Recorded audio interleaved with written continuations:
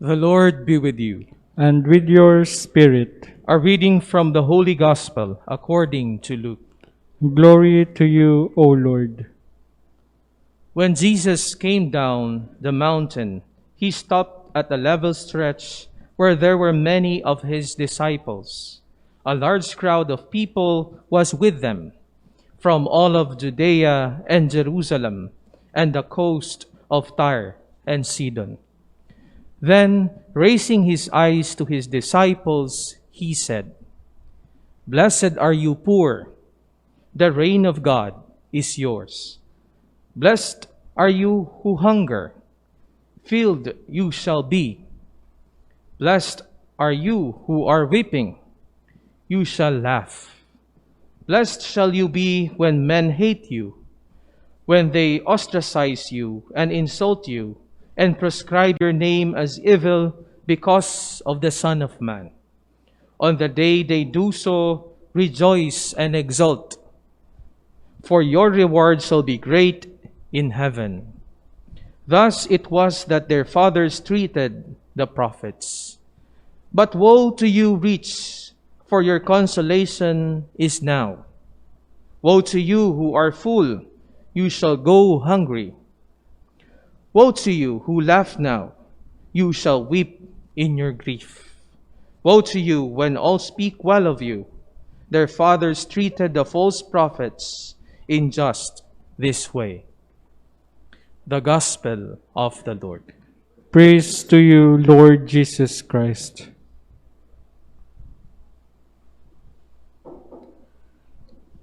Come, Holy Spirit, bless this unworthy priest that I may share with humility and with the heart, not just with the lips.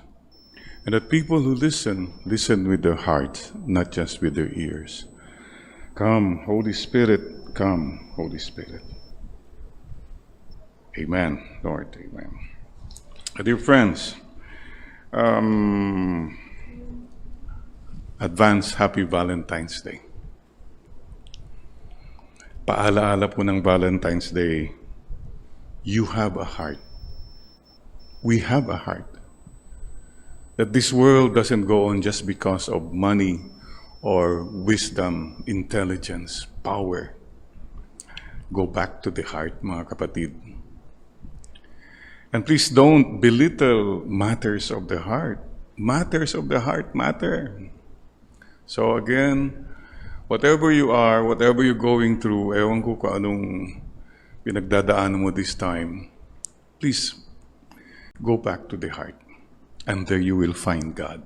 And there you will find peace. Yes, alam po nyo, marami kasi sinasabi na, Father, huwag na yung mga heart na yan. Pirahin na natin. Wala nang kwenta-kwenta yan. Ganun attitude. I hope that in the end, when finally, at the end of your life, sana, you will have no regrets na I was focused on the wrong things. I was focused on achievements, work of my hands, power, and I've forgotten my heart. Meron lang po akong tanong sa inyo. Many of you know the word pighati. Yun. It means yung pain, kalungkutan, pighati ng puso. Somebody mentioned, ngayon ko lang nalaman na ang English pala ng pighati is pork chop. Pighati. Yung pala yun. I'm 68, ngayon ko lang nalaman, pork chop pala. What I'm saying, ito nga po, baka at the end of your life, you realize, yun pala yung meaning ng buhay. The heart. And you pursued your dreams, your vanity, your pride, and you've forgotten to go to that. That's why napakaganda po itong Beatitudes. Beatitudes, blessed are the poor. Kung walang heart, these Beatitudes, kalokohan yan. Be poor, be humble, Kalokohan yan. It's only with the heart that you can understand. The world will tell us, ano ba yan kayong mga pahambol-hambol kayo dyan, kung ano-ano. Trabaho, sumabak, bumanat kayo, gano'n. Fine, that's the world talking. But here is God telling us, He should know who we are. He invented us, created us. And He's telling us, go back to the Beatitudes. What are the Beatitudes? Beatitudes. Be, the first one that the Lord is telling us, is to be strong. Blessed are you who are poor. Mapalad pala tayo. So, pulubi kami, mahirap kami. Ang hirap ng buhay. And God tells us, you are blessed. Ang hirap maintindihan po. But this is something we have to listen with the heart. We cannot understand. Mayroon pong kwento ng isang pare. This priest was stressing. You know, sabi nga sa sermon niya, there is no money in heaven. People in heaven have no money. Useless. Money is useless. Money is useless. Those who are in heaven, they have no money. And he was shouting to the top of his voice. So don't be so vain. Wala yan sa langit. Wala. People who have no money are in heaven. Ganon. The whole congregation was quiet until there was a whisper from a little girl. Everybody heard it. Ay, Mama, nasa heaven na pala tayo, wala tayong pera. Ay, salamat. So, yun, that's the point there. Mga kapatid, salamat po at may konsolasyon. I was very touched one time. I was looking at our grotto. Meron tayong grotto dito po sa may tabi ng Christ the King Church, shrine. Na-meet ko doon si Mang Eli, yung gardener. I see him going there almost every afternoon after work. Doon siya, naglilinis-linis. Oh, kumusta? Sabi ni Mang Eli, ay, kulang po to para kay Mama Mary. On his own, ha? He fixes and, oh, salamat. Sabi niya, Father, kasi ito, the title of the one, Mama Mary, is Virgin of the Poor. That's in Banu. Is that in Holland or Belgium? Yeah, the Netherlands. Anyway, one of those Virgin of the Poor. I was so touched what Mang Eli said. Kasi, Father, poor kami. Kaya, yan, Virgin of the Poor. Malapit yan sa amin. Wow. Be strong. Huwag po tayong mawawalan ng gana kung makikita natin yung mga, wow, ang yayaman nila. Wow, ang dami nilang kinukurakot. Wow, parang ano ba yan? Blessed are you. Stay good. Stay beautiful. Do not envy those who prosper by evil ways. Be strong. And then the second one the Lord tells us is, be hopeful. Blessed are you who hunger, you will be satisfied. Tignan mo ngayon katabi mo, mukhang gutom ba yan? Oh, pero ang nakikita lang natin yung physical hunger. Ito nga po, yung gutom ng puso. In this pandemic, ang dami pong maraming pinagdaanan ng hunger. Not only physical, but parang nawawala na ng pag-asa eh. That's why all this pandemic season, all throughout, all we were preaching, sharing was hope and joy. Kapatid, ang ganda po. Again, any one of you listening now na wala na, parang nawala na ang trabaho, wala nang lahat, parang please continue to be hopeful. Do not give up. Please be hopeful. And don't give up on one another. Do you have somebody in your life na parang hopeless na to, Father? Sama ng ugali, wala na siya? No, don't. Don't give up on yourself. Don't give up on us. Don't give up on our country, our people. There is hope. Beatitudes. Listen with your heart. You listen with your logic, ang hirap ko niyan eh. But hold on to hope, mga kapatid. The third beatitude for us is be joyful. Blessed are you who weep. Someday you will laugh. Naku, what a beautiful reminder. Walang forever na kalungkutan. Tears dry up, Wala namang tuloy-tuloy ang tears. God in His wisdom, in His own time, will wipe away the tears. So please, grieve if you must. Many of us lost a loved one. But then, it's only for a while, because we will meet again. My dear friends, sana po huwag kayong mawawalan ng pag-asa. And to be joyful. O anong atmosphere ng buhay mo right now as you listen? Joyful ba? O sorrowful? Glorious? O luminous? Baka ikaw ang killjoy. In the family, please don't kill the joy. You have to build up. Contribution tayo lahat to make that joy, the flame of joy, keep on burning. Huwag po natin patayin ang pag-asa. There's a beautiful line, friends. What are friends? Friends, they cherish each other's dreams. They're kind to each other's hopes. Something like that. So be joyful. Paano yung mga magba-Valentine's bukas? Father, kami ay kasamahan ng mga walang Valentines. SWV. Samahan ng mga walang Valentines. Mayroon, wala pong nasisiro sa love life.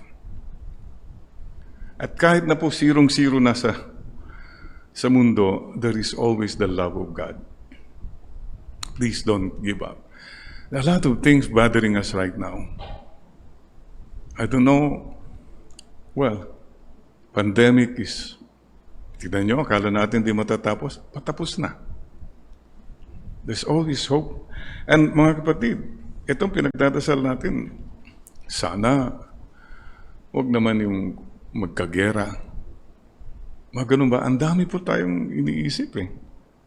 So dear friends, as long as you hold on to the Lord and listen to the Beatitudes, may peace eh. Itong Beatitudes are attitudes, mindset. I hope you get this mindset para mas peaceful ang iyong paglalakbay at makakarating ka sa langit.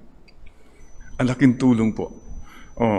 Blessed are you when you are hated, persecuted, maligned, ostracized for the sake of the kingdom of God. Ilan po sa atin nakaranas na siniraan ka, chinismis ka? Ilan po sa atin nakaranas na tinatawanan ka? If you are persecuted because you stood for the truth, blessed are you. Mapalad ka. There are many who have been even killed because they stood for their Lord. Alam po nyo, pag walang persecution ang buhay mo, maybe you're not a disciple. If everything is nice, people talk nice about you, kung ganun ka, maybe you're just pleasing the crowd. You're not pleasing God. So, dear friends, I remember Mama. There were times when I was a little boy, sabi ko, Mama, bakit ang yayabang yung mga kaklase namin? May mga mayayaman doon na mga ganun sila, parang binabaliwala lang. You all experienced that. And I remember what Mama and Papa always told us. Jerry, hayaan mo lang yan. Anak, merito. That's the word they use. Merito. Merit. That when people hurt you, persecute you, uy, merito mo yan. God is blessing you. Demerit nila. Di ba? Isn't that what our parents always told us? Stay good no matter what. Because God does not sleep. He sees everything. He knows everything. He's keeping the score. Kaya minsan parang naguguluhan tayo, parang, Lord, parang, ano ba ito? Yung mga masasama, umaasenso ng katakot-takot. Yung mga mababait, naghihirap. Wala bang justice? You know, all these things. Again, you just come to the Lord now. Lord, we trust in you. Praying for all of you to be peaceful. So, again, I ask you, if you have the Beatitudes, hindi ka magiging overthinking. Isip ka kasi ng isip eh. With the Beatitudes, you say, okay, Lord, I trust in you. Pag meron kayong Beatitudes, hindi ka magiging overhurting. Dami sa atin, hindi makapagpatawad, sensitive, sensi, kung ano-ano. But if you have the Beatitudes, you can say, okay, Lord, I forgive. Hindi ko na didibdibin yan. Kahit merong iba dyan, iniwanan, Valentine's Day sana bukas, wala na siya. Napakasakit po yun. But then you say, Lord, I know you know everything. Diba? May peace ka pa rin. And the other one is, stop being over-fighting. Marami sa atin lahat, hindi peaceful kasi pinapatulan mo lahat. You have to be so right. You have to be so righteous above everybody else. What for? The most important thing is, what does God say? So mga kapatid, ito nga po, ang daming bagahe, mabibitawan na natin if we hold on to the Beatitudes. 50%, almost right away, 50% ano mang binabagahe mo ngayon, in your mindset, in your life. Once you say, I follow the Beatitudes, I am blessed pala when I am sorrowful, when I am misjudged, when I am hungry, blessed pala ako. 50% right away, magaan na. This is what the Lord asks all of us. Focus on the Lord, not on the load.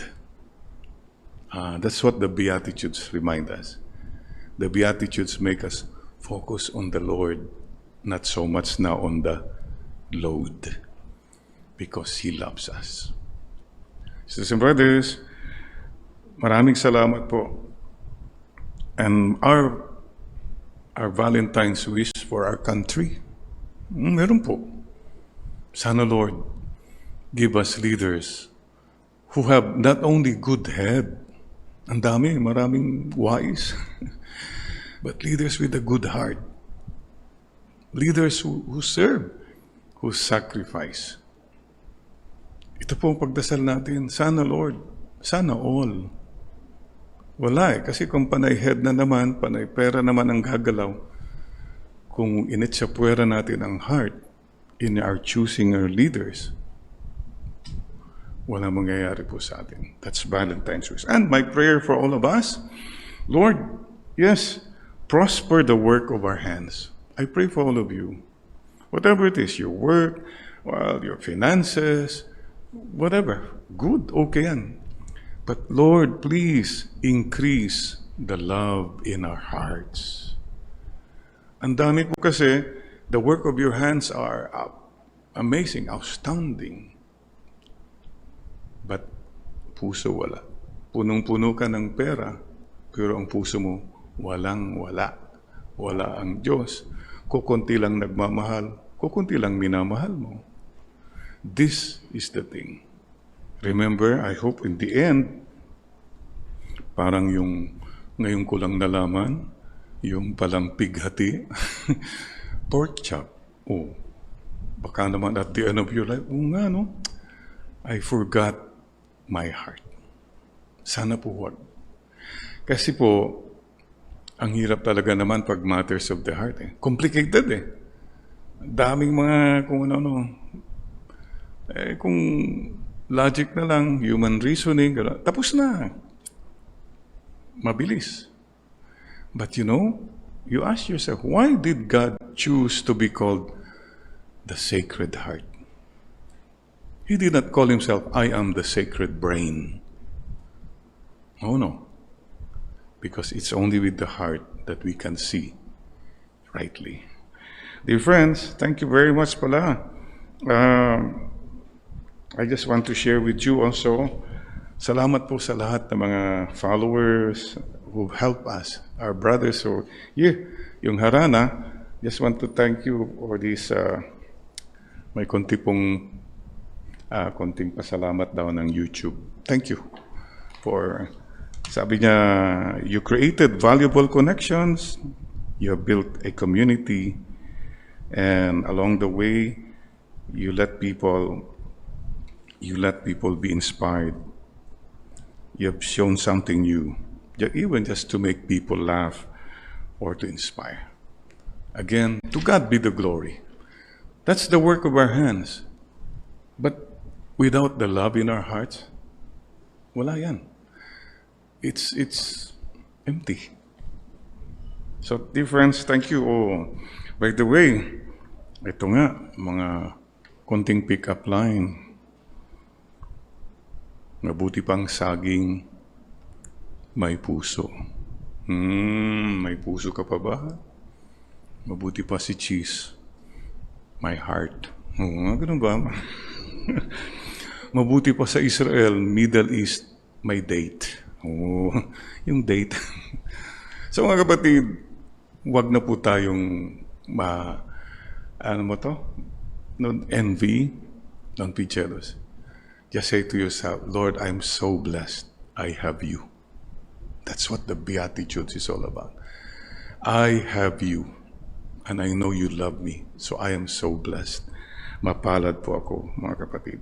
Kaya today, husbands and wives, wherever you are, please renew your love. Sabi mo sa wife mo, sa husband mo, mapalad ako, nandyan ka. Sabi mo nga katabi mo, salamat, mapalad tayo. Mapalad ako. You are with me. You are with us. Yes, we count our blessings po, ha? So, dear friends, and our wish for everyone, 한국에서 큰 마음, big heart. 보통 마음, ordinary human heart. 작은 마음, small heart. So, our wish for you, may you have big hearts. Hindi po enlarged heart. Big hearts that's so welcoming, that's so giving. Yan ang tunay na puso. Number 2, you have the potong maam, sarame maam. You have a human heart that is willing to listen and understand. An understanding, listening heart.